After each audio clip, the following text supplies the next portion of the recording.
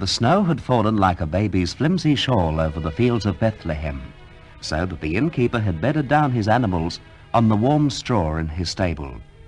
Somehow there was never enough warm straw left for Dominic the donkey to lie on.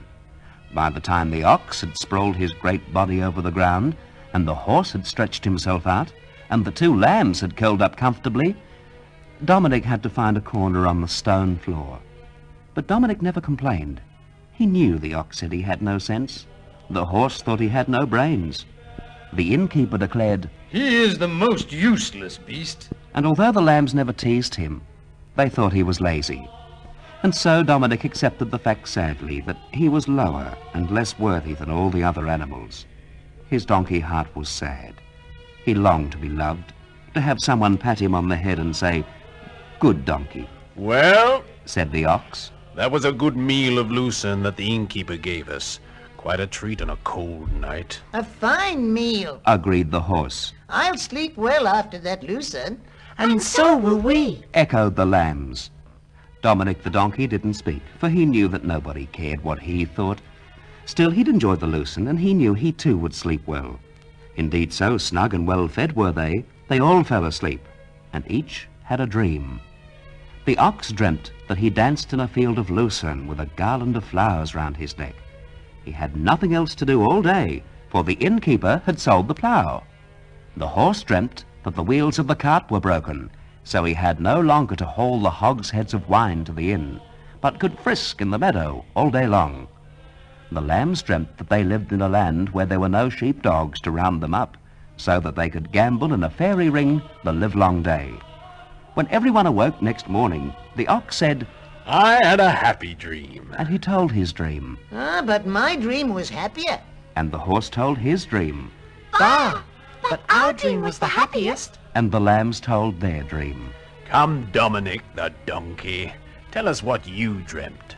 Did you dream that someone had given you some sense?" How could Dominic dream without any brains? Don't tease him. Let him tell us if he wants to. But Dominic was silent. The dream which he had dreamt had stirred him to the very heart. He dared not tell it for fear of their cruel scoffing, for Dominic had dreamt of angels. Angels in white star-studded robes. Each wore a bright golden halo. One played a harp. The other read from a golden scroll these unforgettable words. Dominic the donkey, at break of day, go forth from the innkeeper's stable.